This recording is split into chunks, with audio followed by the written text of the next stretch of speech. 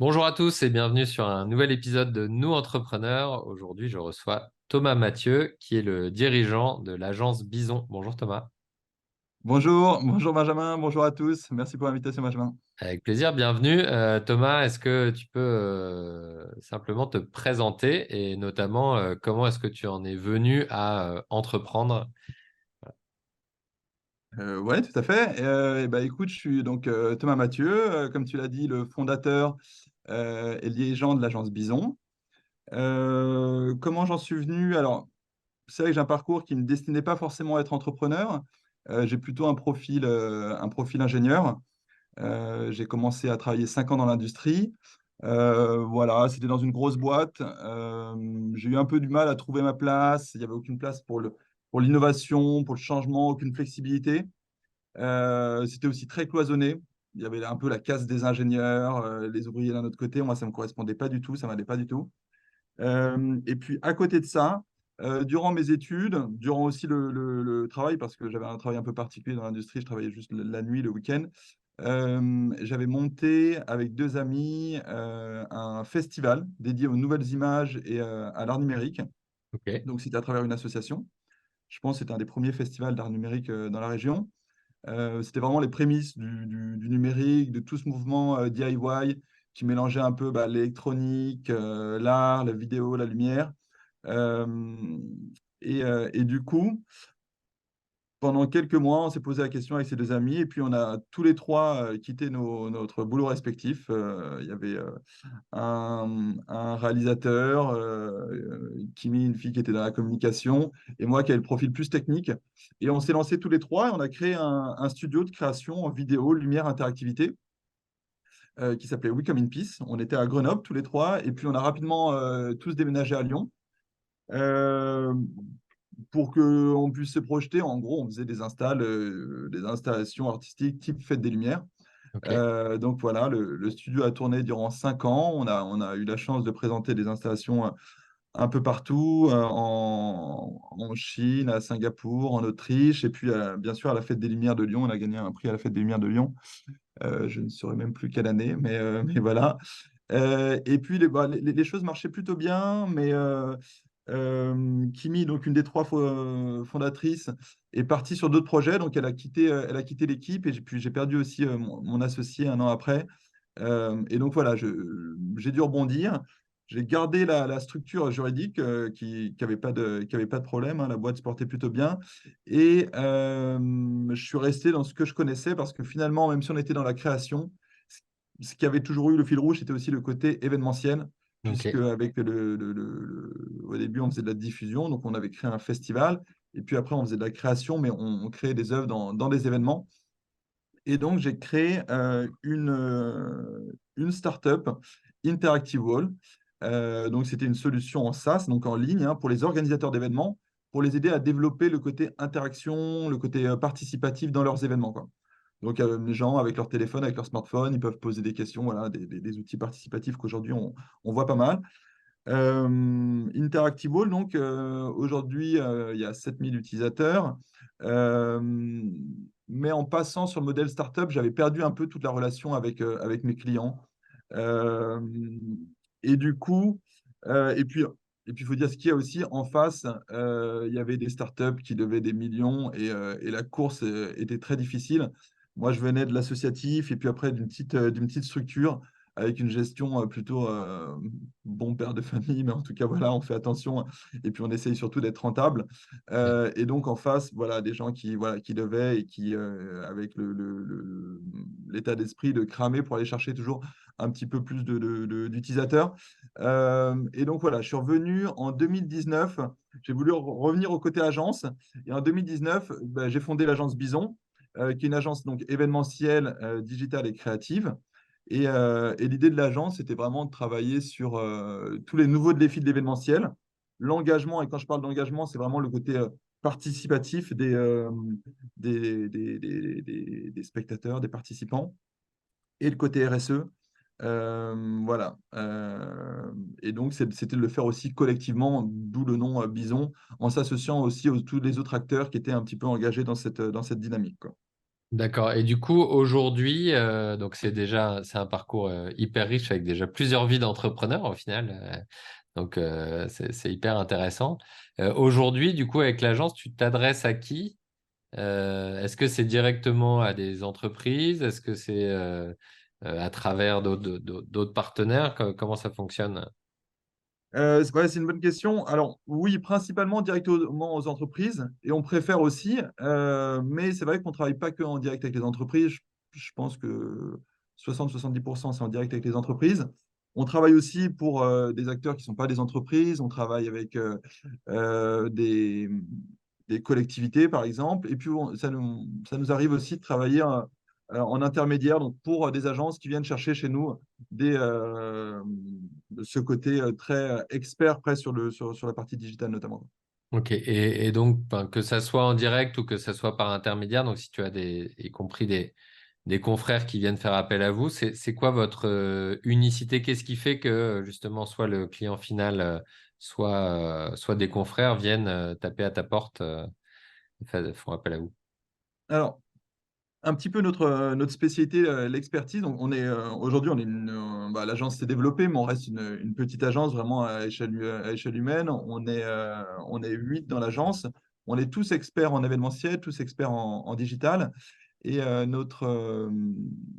je l'ai dit, ce qui nous porte, c'est vraiment ce côté participatif, ce côté engagé.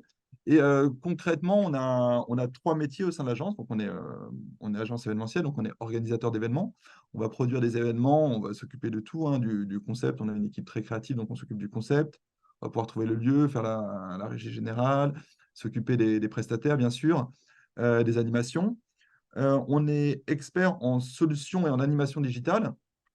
Donc, on va fournir tous les outils digitaux au service de l'expérience participant.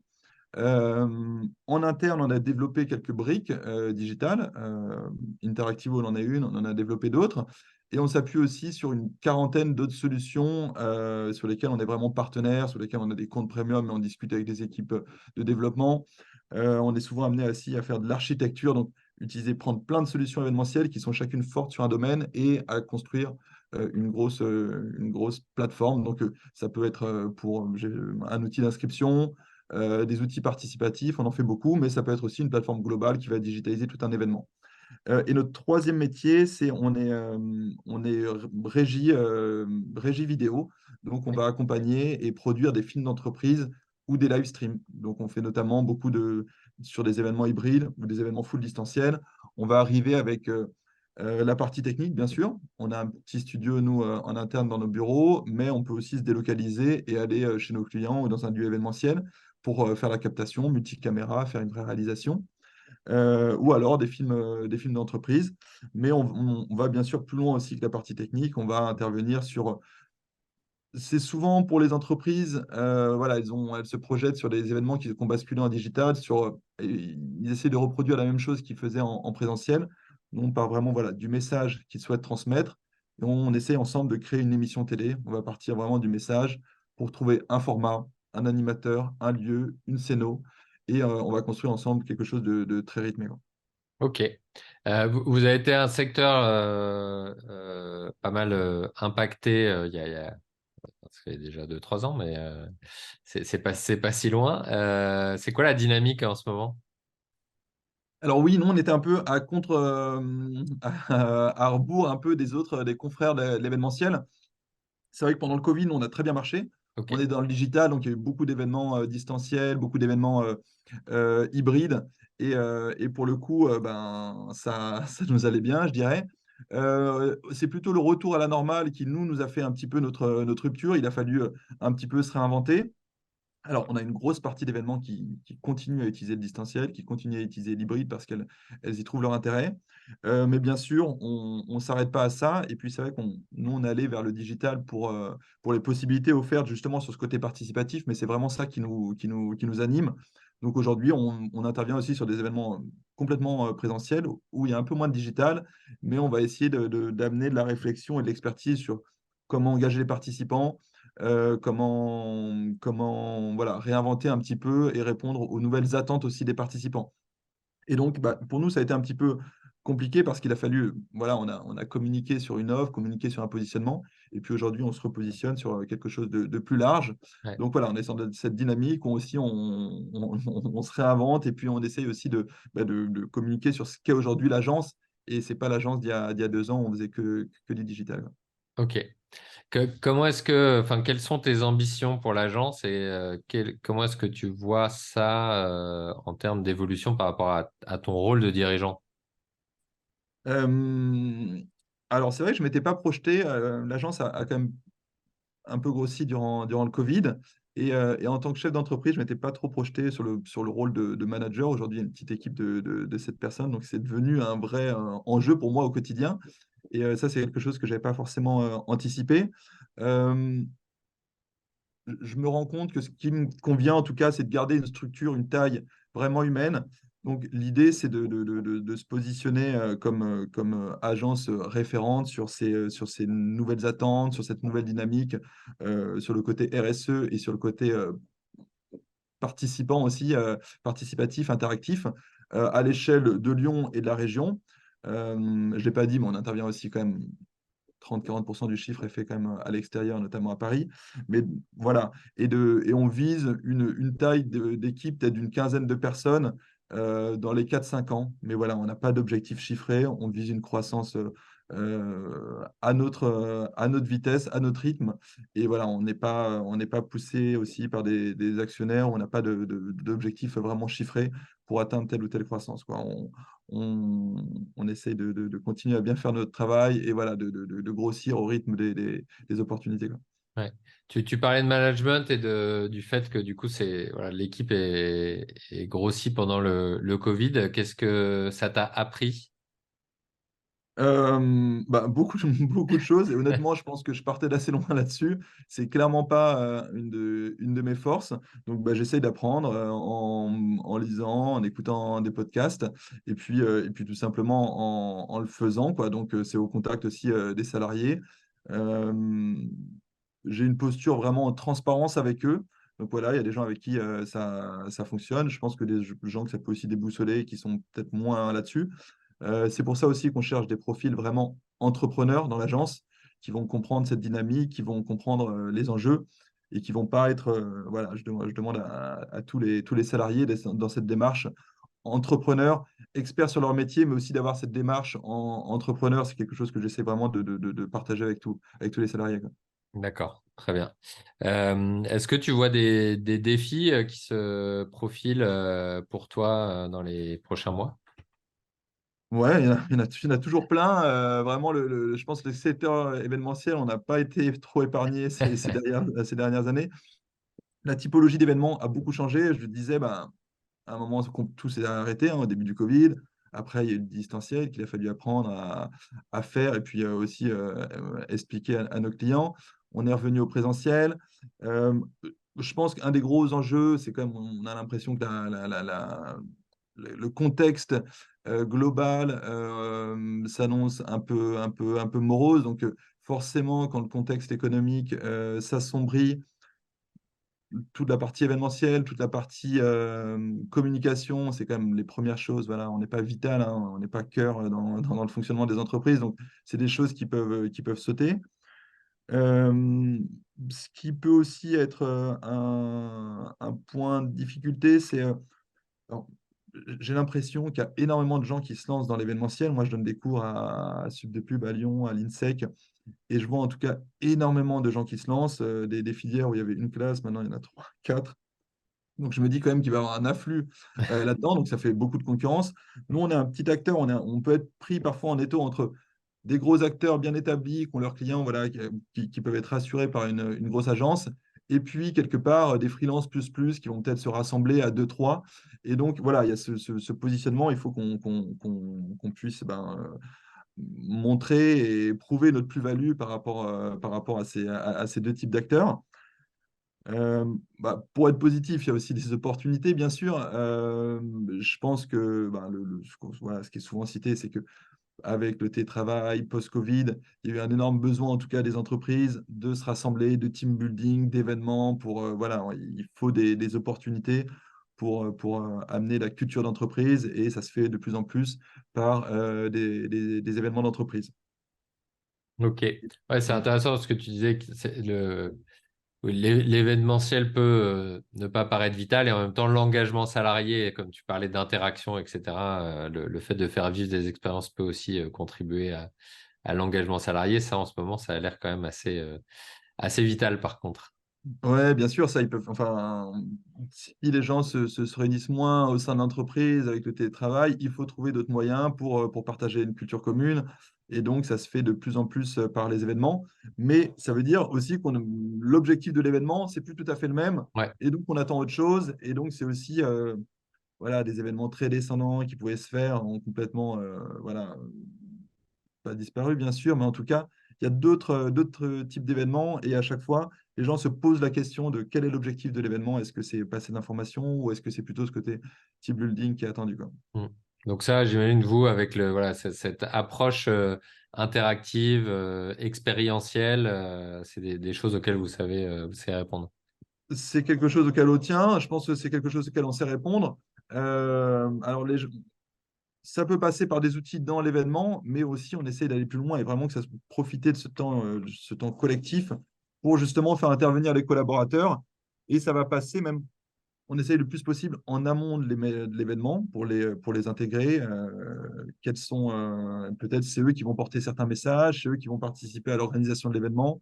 Ils sont interrogés.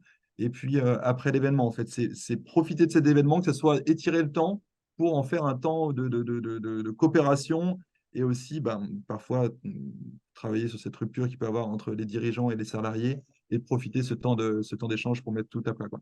D'accord. Pour revenir sur toi et pas mal en arrière, entre l'image que tu te faisais, si tant est que tu t'en faisais une de l'entrepreneuriat avant de te lancer et ce que tu vis depuis quelques années, est-ce que tu as un retour d'expérience à nous faire? Euh, Alors, je pense que même si on lit plein de choses, on suit plein d'autres entrepreneurs, c'est sûr que le seul apprentissage, c'est en le faisant. Donc, ça a toujours été un petit peu ma démarche. Et d'ailleurs, c'est que récemment, finalement, que j'écoute d'autres entrepreneurs et voilà, que je me nourris de ça. Mais j'ai plutôt appris voilà, quand je me suis lancé, j'étais encore assez jeune. On n'avait pas fait de business model. Donc, on s'était finalement peu projeté. Ouais, On avait notre expérience associative, puisque ça faisait 10 ans qu'on avait cette association qui commençait à devenir assez grosse, qu'on portait, sur laquelle on organisait des événements. On trouvait un peu les limites du modèle associatif, et donc il nous fallait quelque chose une structure un peu plus grosse. Mais on ne s'est pas beaucoup posé de questions. Honnêtement, je ne sais pas si on l'aurait fait sinon. Mais en tout cas, voilà, le saut, il s'est fait sans trop se poser de questions. Et puis après, l'apprentissage, il s'est fait euh, petit à petit en échangeant. Une année, j'avais participé à Lyon Startup, là, ce grand mouvement là où il y a des gros badges d'une centaine de porteurs de projets qui s'en comptent. Ça avait été super pour moi, ça avait été vraiment une belle expérience parce que c'est la première fois finalement que j'échangeais avec autant d'autres entrepreneurs, de porteurs de projets, et ça m'avait fait beaucoup de bien. J'avais vu d'autres choses, mais sinon non, assez éloigné finalement. Enfin, je dirais pas assez éloigné, mais c'est disons que je m'étais peut-être pas posé beaucoup de questions, ouais. donc j'ai découvert au fur et à mesure. Excellent. Est-ce qu'il y a on arrive déjà à la fin de cette interview. Est-ce qu'il y a un sujet qu'on n'aurait pas abordé, quelque chose sur lequel tu voulais t'exprimer? Bah écoute, quelque chose qu'on va pousser en tout cas prochainement. On sort d'une période de gros rush. Là, on retravaille un petit peu nos propositions et on va proposer un accompagnement complet sur la RSE, sur les événements. Et donc là, on vient de le finir pour un des événements qui était en novembre, Ambition Europe. Et on a vraiment essayé de créer vraiment une méthode à nous qui nous ressemble. Il y a beaucoup de choses, on lit beaucoup d'articles, mais finalement des choses qui sont plutôt encore dans le assez peu pragmatique. Et nous, on avait besoin de quelque chose vraiment, ouais, j'ai un passif d'ingénieur, quelque chose de très chiffré, Ok. très pragmatique. Et donc, aujourd'hui, on arrive sur des événements sur lesquels on met en place cette méthode, de mettre une mise en place d'indicateurs, une stratégie de récolte de données, et on va pouvoir mesurer des déchets générés, des repas, par exemple, perdus sur le dernier événement, et aussi un bilan carbone qui reste assez partiel, mais quand même, je pense, assez poussé. Et ça donne, on va dire, un positionnement pour les organisateurs, pour savoir où ils se situent. Et Ouais. donc, l'idée, c'est de multiplier ça pour justement pouvoir accompagner les organisateurs pour savoir où ils se situent aussi dans leur événement, sur les bonnes pratiques, mais aussi en termes très chiffrés encore sur l'impact de leur événement. Et donc, ça, dans les semaines qui arrivent, on va communiquer là-dessus et c'est quelque chose qu'on va pousser pour 2024. Top. Eh ben, écoute, super. Merci beaucoup, Thomas, pour tous ces partages et puis ces actualités. On pourra mettre les différents liens vers votre site internet, vers ton profil, etc. Tu nous donneras tout ça pour que qu'on puisse te joindre. Et puis voilà, je vous dis à tous à très bientôt sur un nouvel épisode de Nous Entrepreneurs. Merci, Thomas. Merci, Benjamin.